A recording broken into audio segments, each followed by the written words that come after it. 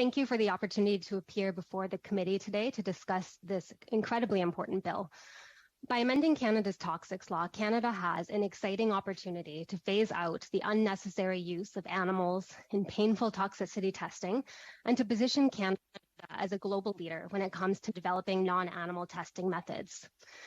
Testing to determine whether a chemical poses health or environmental risks is one of the most harmful types of animal use in Canadian science. Many experiments fall under the highest category of invasiveness, according to the Canadian Council on Animal Care, causing severe pain at, near, or above the pain tolerance threshold of unanesthetized conscious animals. In 2019 alone, more than 90,000 animals were used in toxicity tests, falling into this most severe category of harm.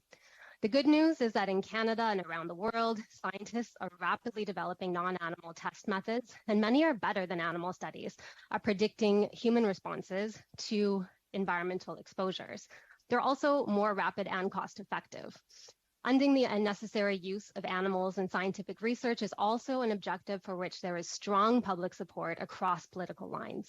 For all of these reasons, when the EU and US modernized their toxics laws, they included strong requirements to avoid and ultimately phase out toxicity testing on animals. Here in Canada, the Liberal Party made a commitment during the last federal election to eliminate toxicity testing on animals by 2035. And through Bill S-5, this committee can ensure Canada meets this deadline. Many of the amendments passed by the Senate will help put Canada on track, but further amendments are needed.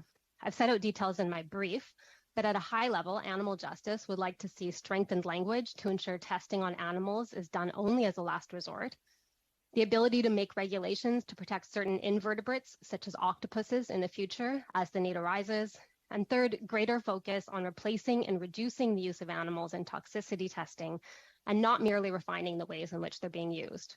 And briefly, with respect to Part 6 of the Act, it's widely expected that an increasing number of genetically modified animals will be developed for varying uses in the coming years. Part 6 treats genetically modified animals in the same way as it treats chemical substances and ignores entirely the welfare of the animals themselves. Yet we know that deliberate attempts to influence the genetic makeup of animals can have significant animal welfare implications, including harmful procedures or unanticipated effects, such as developmental abnormalities, skeletal abnormalities, or enhanced growth of tumors.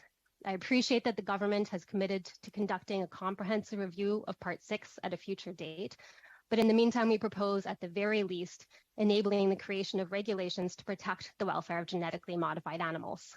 Thank you very much.